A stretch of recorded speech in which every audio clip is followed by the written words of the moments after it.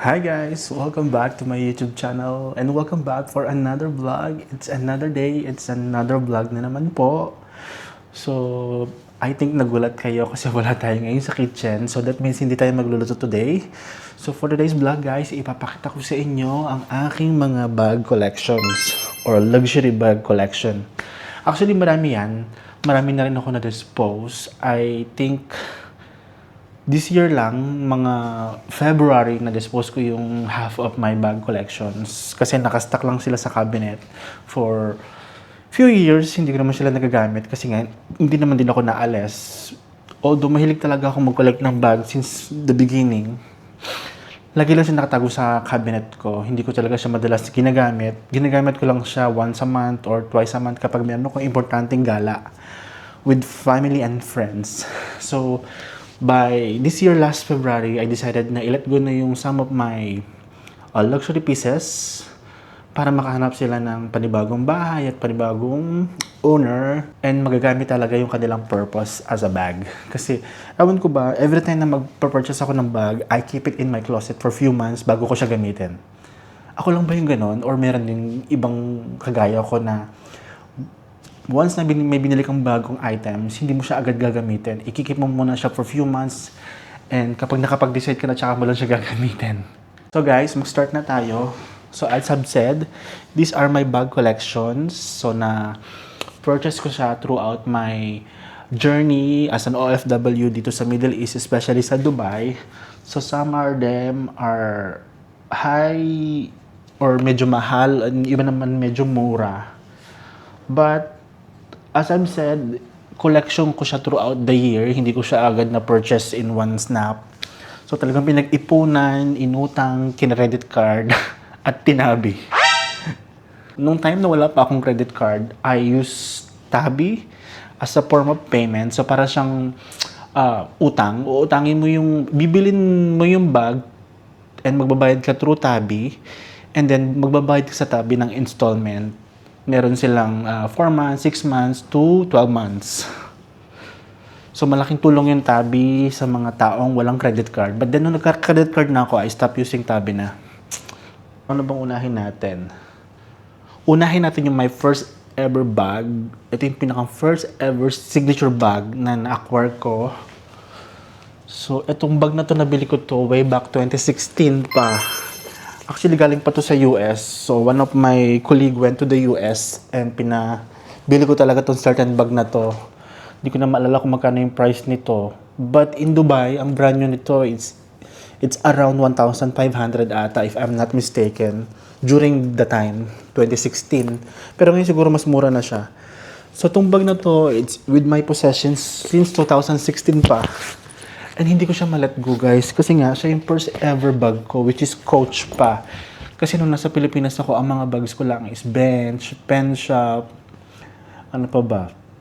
Gearboy. Yun lang yung mga bag ko talaga. Kasi na feeling ko pa nga dati social na ako, mayaman ako noon. Especially kapag naka-bench bag ako. But when I moved to Dubai and work in Dubai, ito talaga yung first ever signature bag ko, which is yung Coach nga yung brand na messenger bag. So until now, yung yung outside part niya is maganda pa. Ito lang, meron lang siyang kaprasong rubs dito. Tsaka dito. But yung leather niya talagang maganda yung quality. Tsaka yung loob niya, okay na okay pa din. I think binili ito ng friend ko or ng colleague ko sa outlet sa US. So this is my first ever signature bag and hindi ko siya i-let go talaga. I-keep ko lang siya until the day I die. Until mamatay ko, i-keep ko na siya kasi ito yung ano bang tawag doon? Ito yung sign na nakaluwag-luwag ako during that time.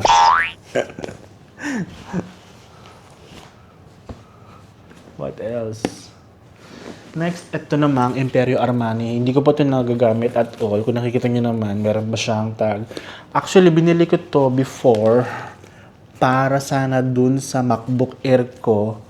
Kaya lang, hindi ko siya nagamit na kasi yung MacBook Air is binigay ko na sa mga pamangkin ko sa Pinas. So, ang purpose dapat ito is a laptop bag. But it's a clutch bag, malaking clutch bag. So, ang purpose niya para sa akin nung binili ko siya is para makapaglagyan ko sana ng MacBook ko. Nga lang, binigay ko na nga sa mga pamangkin ko since nag-aaral sila for college.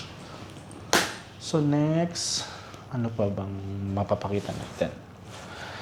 Ito pa. So, nag-start tayo sa pinaka mga mura-mura.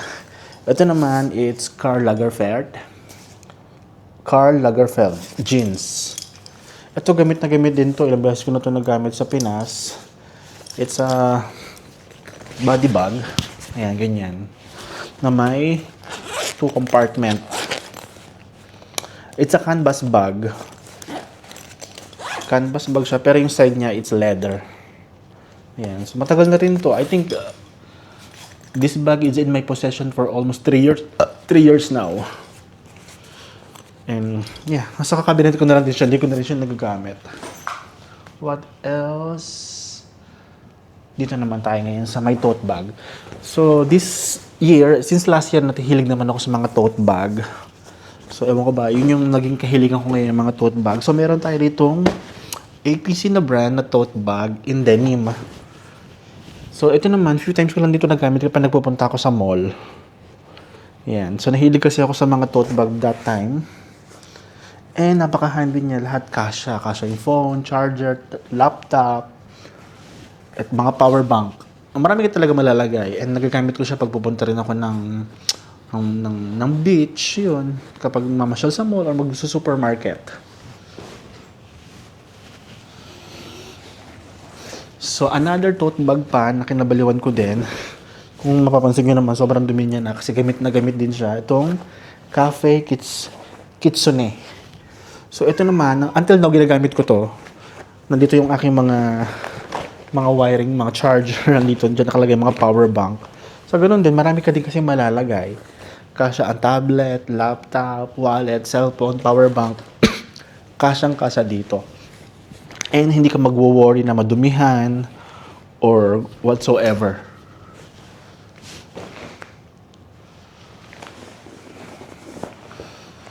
So next na tote bag, medyo may ano na to, may kamahalan na to. Itong ating YSL tote bag.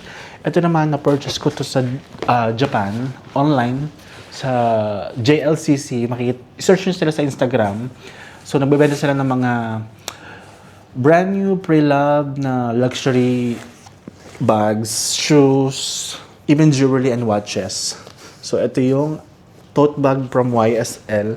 Actually, hindi ko pa ito nagagamit at all.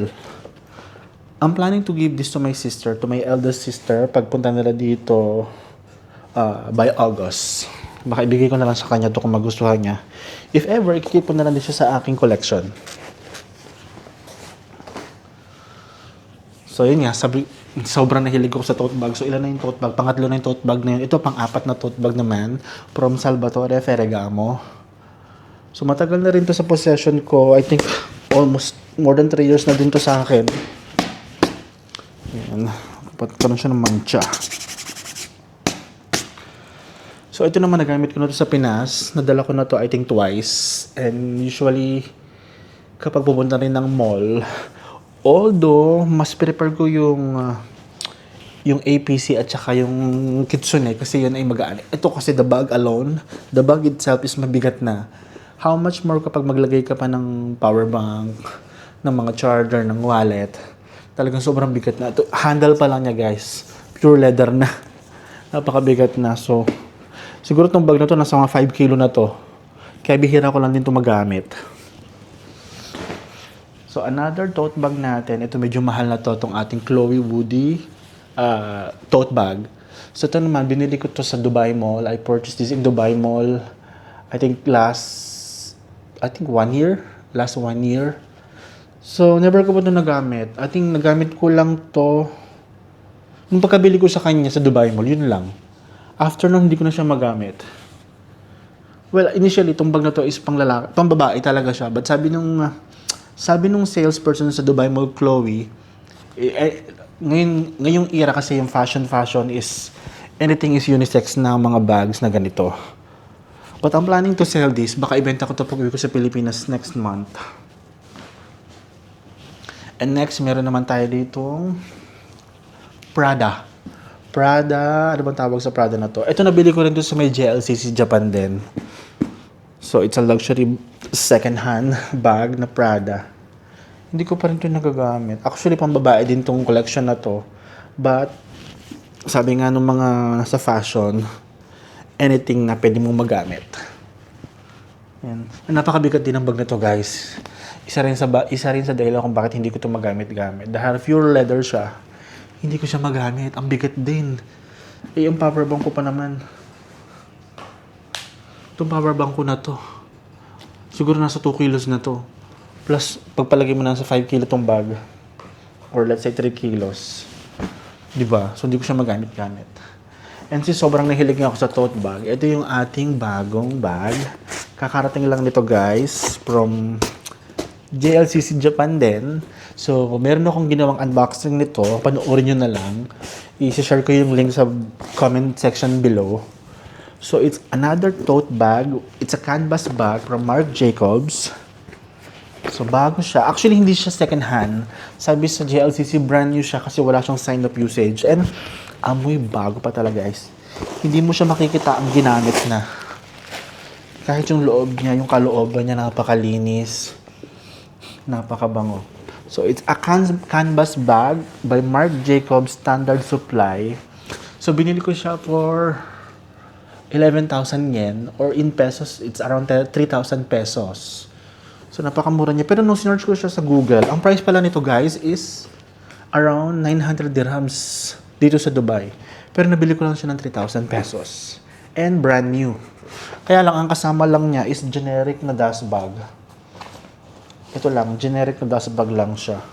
Kasi kung isasama ko yung ano niya, kung isasama ko itong paper bag, mahal. So, ito na lang bag at saka itong standard dust bag. At saka itong DHL plastic. So, sobrang nahilig talaga kasi ako sa tote bag, guys. And magagamit ko ito pag uwi ko ng Pinas next month.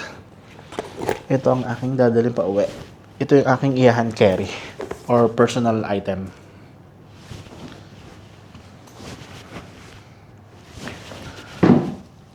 So, isa sa pinakamahal na bag, itong ating Montblanc backpack. Matagal na to sa akin, guys. It's been with my possession for almost 4 years na yata. And ilang beses ko na rin ito nagamit sa travels. Nagamit ko sa travel ko sa Thailand, sa Armenia, sa Georgia, and sa Uzbekistan. Nagamit ko rin to. Even Vietnam, nagamit ko rin to. At saka sa Malaysia ata, nagamit ko rin to. So this is my always travel buddy every time na magta-travel ako. And ilang beses ko na rin siya nagamit sa Pilipinas. So it's a Saffian leather, I think, from Montblanc. Yan. So, sobrang handy niya. And ang kagandahan dito, guys, kaya lagi ito ginagamit sa pag-travel. Meron siyang coat. Meron siyang kapote. So, kapag umuulan, pwede mo siyang i-cover nito. Ayan. Nako-cover siya. So, kahit umuulan, hindi siya mababasa. Pakita ko sa inyo. Naka-attach na siya sa bag. Tapos, meron siyang garter. Ayan. Mas maganda siya actually kung may laman yung bag para makikita mo yung form. Ay, nakaganyan na siya. So, kahit umulan, hindi siya mababasa. Kaya, that's one of the reason kung bakit lagi itong ginagamit itong bag na ito every time na magta-travel ako internationally.